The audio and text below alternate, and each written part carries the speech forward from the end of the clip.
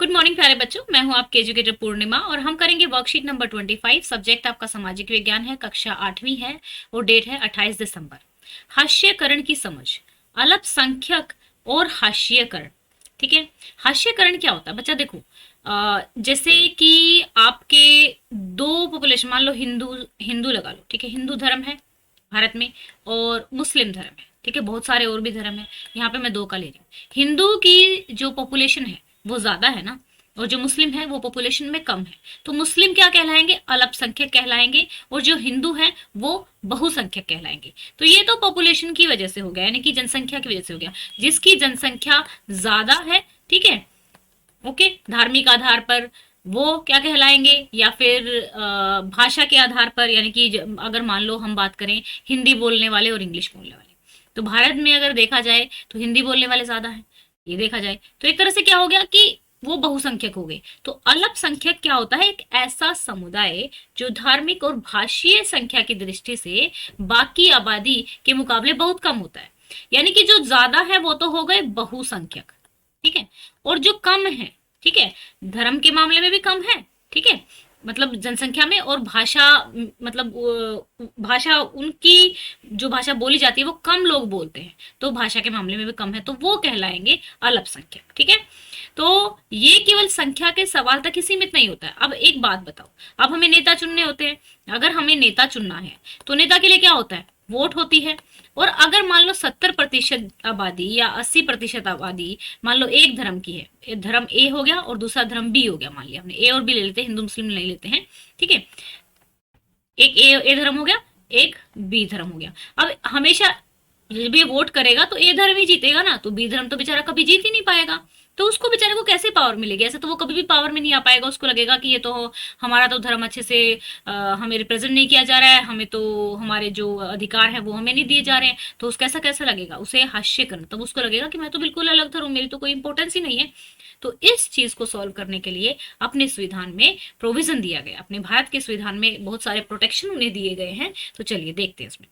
इस समुदाय के लोगों को सत्ता और संसाधनों तक पहुंच जैसे मुद्दे भी जुड़े होते हैं, तथा साथ ही इन्हें अपने सामाजिक स्तर व संस्कृति भी बनाए रखना होता है।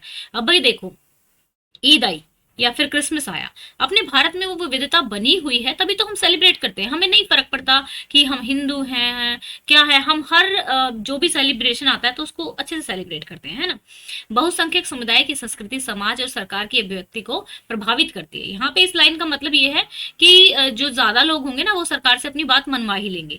तो ऐसी सूरत में छोटे आकार वाले समुदायों के घाटे की बात साबित हो सकती है, और संभव है इस कारण छोटे समुदाय हाशिए पर खिसकते चले जाएं। तो थोड़ी मुश्किल लिखी हुई है, इसलिए मैं आसान भाषा में बोल रही हूँ। ये कह रहे हैं कि भाई अगर मान लो ज्यादा जनसंख्या होगी जिसकी, तो वो सरकार से अपनी बात मनवा लेगा, तो जो जिनकी जनसंख्या कम है वो बेचारे मनवा नहीं पाएंगे। तो ऐसे तो मतलब देश में उनको ये लगता रहेगा कि भाई हमें तो इग्नोर किया जा रहा है, और फिर उसको दूसरे देश वाले मान लो पैसे दे दे उन लोगों को, उन अल्पसंख्यकों को पैसे दे दे कि भाई तुम ना इस देश में ना पंगे कर दो और हम तुम्हें पैसे दे देते हैं। मान लो पाकिस्तान ही भारत के ऐसे लोगों को पैसे देने लग जाए कि तुम पंगे कर दो, तो उससे क्या होगा? हमारे देश में क्या होने लग जाएगा? लड़ाई झगड़े होने लग जाएंगे। इसीलिए हमारे देश में सभी धर्म के लोग, सभी लोग, चाहे वो अल्पसंख्यक है चाहे वो बहुसंख्यक है, आपस में मिल के रहें।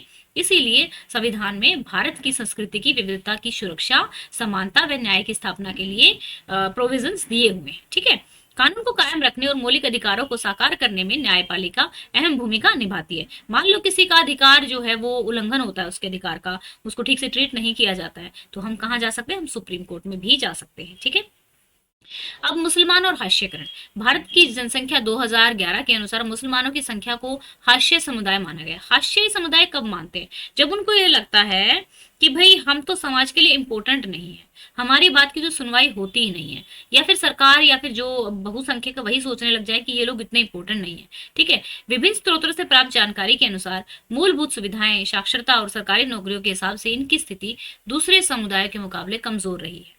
माननीय न्यायमूर्ति राजेंद्र सचर की अध्यक्षता में बनाई गई समिति 2005 की रिपोर्ट के अनुसार विभिन्न सामाजिक, आर्थिक और शैक्षणिक संकेतों के हिसाब से मुसलमानों की सूची जो है अनुसूचित जाति या फिर अनुसूचित जनजाति जैसे अन्य हाशिए, यानी कि देखो अनुसूचित जाति तो ये हो गई जो एससी होते हैं, एसटी होते हैं, ठीक है, जनजाति हो गई जो ट्राइब्स होते हैं, ठीक है। तो अब हम आगे चलते हैं। दूसरे अल्पसंख्यकों की तरह मुसलमान भी कई रीति रिवाज व्यवहार मुख्य धारा के मुकाबले काफी अलग होते हैं। सभी लेकिन कुछ मुसलमानों में बुर्का, लंबी दाढ़ी, फेस, टोपी का चलन दिखाई देता है। तो हमें लगता है कि जिसने भी लंबी दाढ़ी कर रखी है, टोपी पहन रखी है, चाहे मैं ही पहन के निकल जाऊं, ठीक है, या फिर एक मेल मेंबर पहन के निकल जाए, बेशक हिंदू हो, क्रिश्चियन हो, सिख हो, ठीक है, अगर कोई पगड़ी बांध के निकलेगा, क्या मान लेंगे, ये सरदार है। भाई जरूरी थोड़ी है, कोई भी पहन सकता है पगड़ी। तो उस तरीके से धारणाएं नहीं बननी चाहिए। बहुत सारे लोग सभी मुसलमानों को इन्हीं निशानियों से पहचानने की कोशिश करते हैं। इसी कारण अक्सर उन्हें अलग नजर से देखा जाता है। यही सोच उनके साथ गलत व्यवहार करने और भेदभाव का बहाना बन जाती है। कभी कभी यह पूर्व घृणा और हिंसा को जन्म देता है। ठीक है, पहले से ये तो मुस्लिम है, या तो क्रिश्चियन है, ये तो हिंदू है ना, ये तो वो है। इस तरीके से हम धारणाएं बना लेते हैं जो कि गलत होती है। हास्यकरण का समझ, जो कि मैं आपको हमेशा समझाती हूँ, आप सोच के देखना, क्या कोई ऐसा धर्म है जिसमें कोई क्रिमिनल ना हो? क्या कोई ऐसा एरिया है जहाँ पे सब जगह पे अच्छे लोग भी होते हैं, सब धर्मों में अच्छे लोग भी होते हैं, सब धर्मों में बुरे लोग भी होते हैं? बात धर्म की नहीं होती, बात इंसानियत की होती है कि कुछ इंसान अच्छे होते हैं, कुछ बुरे होते हैं। ये तो धर्मों में अपने अपने हमें अपने मन को सेटिस्फाई करने के लिए हमें लगता है कि किसी भगवान की हम पूजा कर लेंगे तो वो हमें बचा लेगा मुसीबतों से, ठीक है, तो उसलिए हम अपने अपने धर्म, अपने अपने भगवान चुन लेते हैं। अब अपने अपने हिंदू धर्म में भी कोई शिव की पूजा करता है, कोई हनुमान की पूजा करता है, हम अपने अपने अपने भगवान भी चुन लेते हैं। तो वो तो हमारे मन की इच्छा है ना। इसका मतलब है तो हम सब लोग इंसान ही ना, जीवन भी एक जैसा ही जीते हैं, सबके सब पैदा होते हैं, सब मरते भी हैं, सबकी शादियां भी होती हैं, मोस्ट ऑफ द की, ठीक है। तो अब क्रियाकलाप अपने अनुभव के आधार पर बताइए कि हास्यी लोगों का जीवन कैसा होता होगा। इसका एक चित्र भी बनाइए कि जो हास्यी लोग हैं, जो अलग अलग थलग महसूस करते होंगे, तो उनका जीवन कैसा होता होगा, ये आप चित्र बनाएंगे, ठीक है। अल्पसंख्यक और बहुसंख्यक में क्या अंतर होता है? अल्पसंख्यक की सुरक्षा जरूरी क्यों है? तो चलिए इसको हम लिखते हैं। बच्चा समझना जरूरी है, अगर आपको चीजें समझ में आ जाएंगी तो आपको याद नहीं करनी पड़ेगी। और अगर आप छोटे हो ना, अभी 8th क्लास में ही हो, अगर अभी से समझ के करने की आदत डाल लोगे ना, तो जीवन में आपको याद ही नहीं करना पड़ेगा, ठीक है। आपको क्या करना पड़ेगा, टीचर बोलेगा सीधा आपके दिमाग में जाएगा, घर आके पढ़ने की जरूरत नहीं पड़ेगी, ठीक है। ऐसा होता है जब हम चीजें समझ के करते हैं। जब हम याद करने की कोशिश करते हैं ना, तब चीजें गड़बड़ में आती हैं। अल्पसंख्यक और बहुसंख्यक के बीच क्या अंतर है? अल्पसंख्यक मतलब थोड़े समुदाय बाकी आबादी की तुलना में धार्मिक और भाषाई संख्या के मामले में बहुत कम होते हैं, ठीक है, इनकी जनसंख्या जो होती है कम होती है। अल्पसंख्यकों की सुरक्षा क्यों जरूरी है?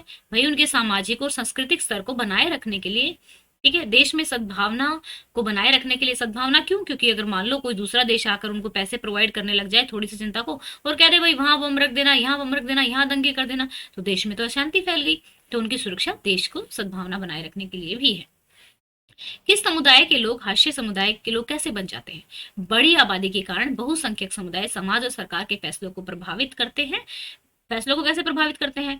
वो ज्यादा धरने पे बैठ जाएंगे, जोर देने लगेंगे, ठीक है, अगली बार कह देंगे हम वोट ही नहीं देंगे तुम्हें, तो नेता डर जाते हैं, इसलिए उनके काम कर देते हैं। ऐसी स्थिति में अल्पसंख्यक समुदाय खुद को अलग थलग महसूस करता है, उनके पास शक्ति और संसाधन उपलब्ध नहीं हो पाते, तब वे हाशिए के समुदाय के सदस्य बन जाते हैं। नेक्स्ट है, हाशिए लोगों का विकास कैसे संभव है?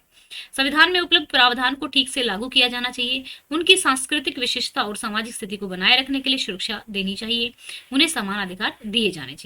तो स्टूडेंट्स, ये थी हमारी आज की वर्कशीट। आई होप आपको समझ में आया होगा। एंड बच्चा, आई होप सो कि आपकी छुट्टियां हो जाएंगी। तो छुट्टियों में आप सजेस्ट कर सकते हैं कि सबसे पहले आप कौन सा सब्जेक्ट पढ़ना चाहते हैं, क्योंकि हम अभी लाइव क्लास स्टार्ट करेंगे अपने जूम एजुकेशन पे, है ना।